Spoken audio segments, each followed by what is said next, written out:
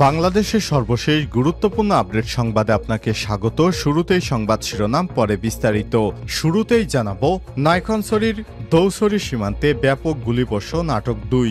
বান্দরবন পার্বত্য জেলার নাইক্ষ্যংছড়ি উপজেলার মায়ানমার সীমান্তবর্তী দুর্গম দৌছড়ি ইউনিয়ন বাংলাদেশ মিয়ানমার সীমান্তে ৪৯ নম্বর সীমান্ত পিলার বাংলাদেশের অভ্যন্তরে জিরো লাইনে ব্যাপক গোলাগুলি হয়েছে। এ সময় বিজিবি সন্দেহভাজন ২ ব্যক্তিকে গ্রেপ্তার করেছে। এরপর জানিয়ে দিব, ছাত্র আন্দোলনের নারীদের উপর হামলাকারীদের বিরুদ্ধে আইনি পদক্ষেপের ঘোষণা। জানাবো, জুলাই বিপ্লবের মাস্টার মাইন্ড নিয়ে যা বলেন সমন্বয়ক নাহিদ ইসলাম। গত ৫ই আগস্ট শেখ হাসিনা তীব্র আন্দোলনের মুখে দেশ ছেড়ে ভারতে পালিয়ে গেছে। এই আন্দোলনের মাস্টার মাইন্ড আসলে কে, এ বিষয়ে মুখ খুলেছেন অন্তর্বর্তীকালীন সরকারের ডাক ও টেলিযোগাযোগ মন্ত্রণালয়ের উপদেষ্টা নাহিদ ইসলাম। এবারে জানাবো, রাজধানীর হাজারীবাগে শিক্ষার্থী মুতালেব হত্যা, আওয়ামী লীগ নেতা রুস্তম এবং শাহাবুদ্দিন ৪ দিনের রিমান্ডে। হাজারীবাগ থানার ৮ম শ্রেণীর শিক্ষার্থী মুতালেব হত্যা মামলায় ঢাকা মহানগর আওয়ামী লীগের ২ নেতা রুস্তম আলী এবং শাহাবুদ্দিনকে ৪ দিনের রিমান্ড দিয়েছে আদালত। এদিকে ছাত্র আন্দোলনে গণহত্যা মামলা নিয়ে ডক্টর ইউনুস আইসিসির আলোচনা। আন্তর্জাতিক অপরাধ আদালত আইসিসি প্রধান প্রসিকিউটর করিম এ খান নিউ ইয়র্কে বাংলাদেশের অন্তর্বর্তীকালীন সরকারের প্রধান উপদেষ্টা অধ্যাপক ডক্টর মোহাম্মদ ইউনুসের সঙ্গে সাক্ষাৎ করেছেন। বৃহস্পতিবার নিউ ইয়র্কের জাতিসংঘ সদর দপ্তরে জাতিসংঘের সাধারণ পরিষদ অধিবেশনে ইউএনজি এর ফাঁকে এ সাক্ষাৎ অনুষ্ঠিত হয়। এ সময় রোহিঙ্গা গণহত্যার অভিযোগে মামলা এবং বাংলাদেশে গত জুলাই আগস্ট মাসে গণঅভ্যুত্থান চলাকালে গণহত্যার ঘটনা নিয়ে আলোচনা হয়েছে। এসব ঘটনায় অপরাধীদের বিরুদ্ধে মানবতাবিরোধী অপরাধ মামলা দায়ের করার উপায় এবং পদ্ধতি নিয়ে আলাপ আলোচনা করেছেন প্রধান উপদেষ্টা প্রফেসর ডক্টর মোহাম্মদ ইউনুস। এবং সর্বশেষ জানিয়ে দিব, খুলে দেওয়া হয়েছে তিস্তার ৪৪টি জলকপাট। অসহনীয় গরমের পর ২ দিন ধরে টানা বৃষ্টিপাত হচ্ছে রংপুরে। বিভাগের বিভিন্ন স্থানে অঝরে ঝরছে বৃষ্টি। বৃহস্পতিবার ২৬শে সেপ্টেম্বর দিনভর টানা মাঝারি ধরনের বর্ষণ হয়েছে। এর মধ্যেই শুধু রংপুরেই গত ২৪ ঘন্টায় ১৩০ মিলিমিটার বৃষ্টিপাত রেকর্ড করা হয়েছে। প্রিয় দর্শক, পানি বৃদ্ধি পায়। পানি উন্নয়ন বোর্ড ডালিয়া শাখার উপপ্রকৌশলী মোহাম্মদ রাশেদিন বলেছেন, অব্যাহত বৃষ্টিপাতের কারণে তিস্তার পানি বাড়তে শুরু করে। পানির চাপ সামলাতে তিস্তার ৪৪টি জলকপাট খোলা রাখা হয়েছে। এতক্ষণ শুনছিলেন সংবাদ শিরোনাম, এবারে বিস্তারিত। তবে তার আগে বন্ধুরা, অনুরোধ থাকবে সংবাদটিতে একটি লাইক দিন। এই চ্যানেলে আপনি নতুন হয়ে থাকলে আমাদের সংবাদটি দেখতে দেখতে চ্যানেলটি সাবস্ক্রাইব করে রাখুন। কমেন্ট করে আপনার মূল্যবান মতামত জানিয়ে দিন বন্ধুরা, আপনি বিশ্বের কোন দেশ থেকে বা বাংলাদেশের কোন স্থান থেকে আমাদের সংবাদটি দেখছেন এবং শুনছেন। এবারে বিস্তারিত। নাইক্ষ্যংছড়ির দৌছড়ি সীমান্তে ব্যাপক গুলিবর্ষণ, আটক ২। বান্দরবনের পার্বত্য জেলার নাইক্ষ্যংছড়ি উপজেলার মিয়ানমার সীমান্তবর্তী দুর্গম দৌছড়ি ইউনিয়নের বাংলাদেশ মিয়ানমার সীমান্তে ৪৯ নম্বর সীমান্ত পিলার বাংলাদেশের অভ্যন্তরে জিরো লাইনে ব্যাপক গোলাগুলি হয়েছে। এ সময় বিজিবি সন্দেহভাজন ২ ব্যক্তিকে গ্রেপ্তার করেছে।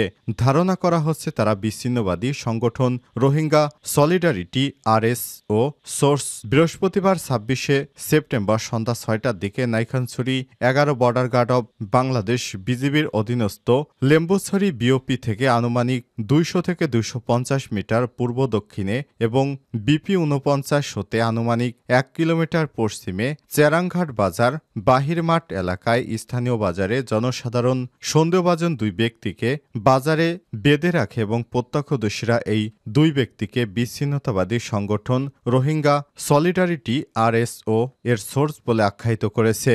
সন্দেহভাজন ওই ২ ব্যক্তিকে গ্রেপ্তারের জেরে দুর্গম পাহাড়ি এলাকায় বামহাতির ছড়া নামক স্থান থেকে ৪ জন পোশাক পরিহিত সশস্ত্র সদস্য বাজার এলাকায় এসে ৫ থেকে ৬ রাউন্ড ক্ষুদ্রাস্ত্রের ফায়ার করে বলে সূত্র জানায়। উল্লেখ্য, ঘটনাটি Naikhongchhari ১১ border guard of Bangladesh বিজিবির অধীনস্থ লেম্বুছড়ি বিওপিতে সাধারণ জনতা অবগত করলে বিজিবির দৌছড়ি ইউনিয়নের লেম্বুছড়ি বিওপির হাবিলদার মোহাম্মদ বদরুলের নেতৃত্বে অভিযান চালিয়ে সন্দেহভাজন 2 জন বিচ্ছিন্নতাবাদী সংগঠন রোহিঙ্গা সলিডারিটি আরএসওর সোর্স এবং সহায়তাকারীকে গ্রেপ্তার করে।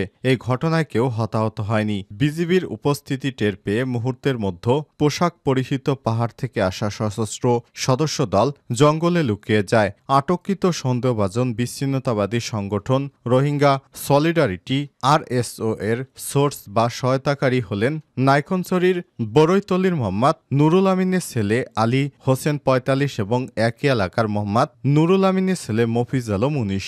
আটককৃতদের থানায় হস্তান্তর করা হবে বলে জানিয়েছে বিজিবি।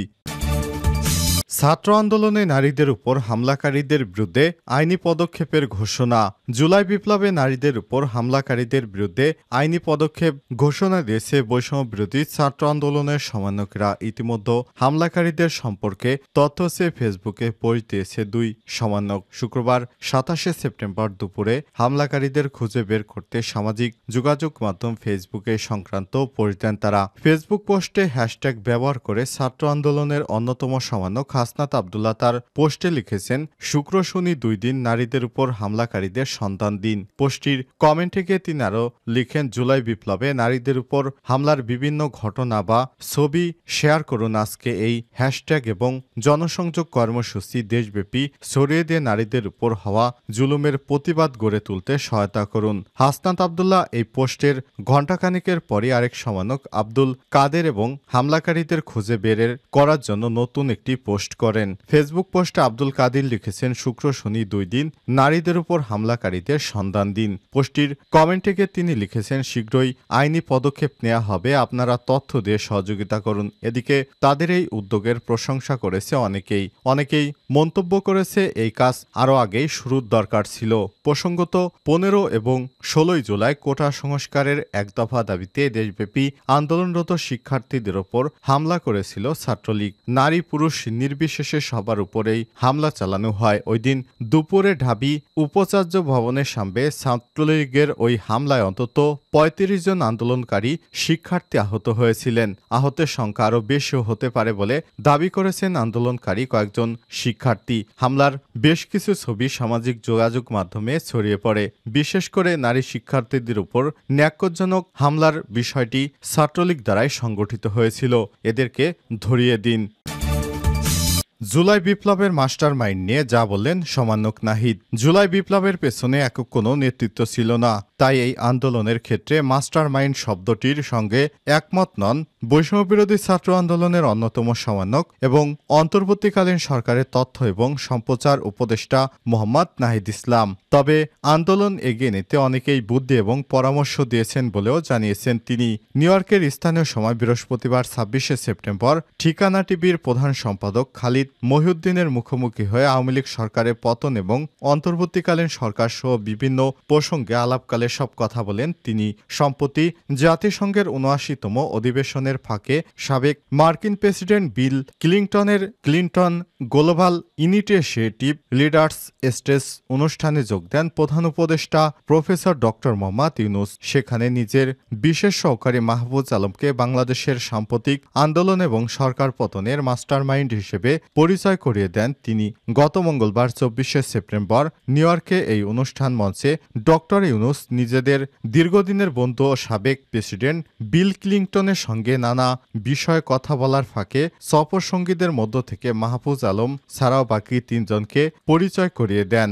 এরপর থেকে বিষয়টি নিয়ে সামাজিক যোগাযোগ মাধ্যমে নানা আলোচনা সমালোচনা শুরু হয়। বৃহস্পতিবার ঠিকানা টিভির প্রধান সম্পাদক খালেদ মহিউদ্দিনের মুখোমুখি হয়ে এই প্রশ্ন করা হলে তথ্য এবং সম্প্রচার উপদেষ্টা মোহাম্মদ নাহিদ ইসলাম বলেন যে আন্দোলনে আওয়ামী লীগ সরকারের পতন হয়েছে তাতে কোনো একক নেতৃত্ব ছিল না, সাধারণ মানুষ আন্দোলন এগিয়ে নিয়ে গেছে। পুরো আন্দোলনকে কয়েকজন মিলে পরিচালনা করতে হয়েছে, এজন্য অনেকেরই বুদ্ধি ও পরামর্শ নিতে হয়েছে। তবে আমরা একে জনগণের স্বতঃস্ফূর্ত আন্দোলন হিসেবেই দেখি। এই আন্দোলন আমরা এককভাবে কোনো কৃতিত্ব নিতে চাই না। আন্দোলন আমাদের সবার অংশগ্রহণেই ফ্যাসিস্ট সরকারকে আমরা বিদায় করতে পেরেছি। হাজারীবাগের শিক্ষার্থী মোতালেব হত্যা আওয়ামী লীগ নেতা রুস্তম এবং শাহাবুদ্দিন 4 দিনের রিমান্ডে। হাজারীবাগ থানার 8ম শ্রেণীর শিক্ষার্থী মোতালেব হত্যা মামলায় ঢাকা মহানগর আওয়ামী লীগের 2 নেতা রুস্তম আলী এবং শাহাবুদ্দিনকে 4 দিনের রিমান্ড দিয়েছে আদালত। শুক্রবার 27 সেপ্টেম্বর বিকেলে ঢাকার চিফ মেট্রোপলিটন ম্যাজিস্ট্রেট আদালতে তাদের হাজির করে 7 দিনের রিমান্ড আবেদন জানান মামলার তদন্তকারী কর্মকর্তা হাজারীবাগ থানা সাব ইন্সপেক্টর শাহনেওয়াজ সজল রাব্বি। এরপর রাষ্ট্রপক্ষ এবং আসামিপক্ষের আইনজীবীর শুনানি শেষে আদেশ দেন আদালত। এ সময় আদালতে আসামিরা নিজেকে আওয়ামী লীগের নেতা কর্মী নন দাবি করেন। রাষ্ট্রপক্ষকে সহায়তা দানকারী আইনজীবীরা বলেন, আওয়ামী লীগের নির্দেশনায় ছাত্র জনতার উপর হামলা চালায়, তবে সুনির্দিষ্ট কোনো অভিযোগ নেই বলে দাবি আসামি পক্ষের আইনজীবীদের। প্রসঙ্গত গত 4 আগস্ট বৈষম্যবিরোধী ছাত্র আন্দোলনে জিগাতলা বাস স্ট্যান্ড এলাকায় মিছিলে থাকা কিশোর আব্দুল মোতালেব গুলিবিদ্ধ হয়ে মারা যান। গত 26 আগস্ট তার বাবা আব্দুল মতিন বাদী হয়ে ধানমন্ডি থানায় হত্যা মামলা দায়ের করেছেন। সাবেক প্রধানমন্ত্রী শেখ হাসিনা, সাবেক স্বরাষ্ট্রমন্ত্রী আসাদুজ্জামান খান কামাল, সড়ক পরিবহন ও সেতুমন্ত্রী ওবায়দুল কাদের সহ 176 জনকে আসামি করা হয়।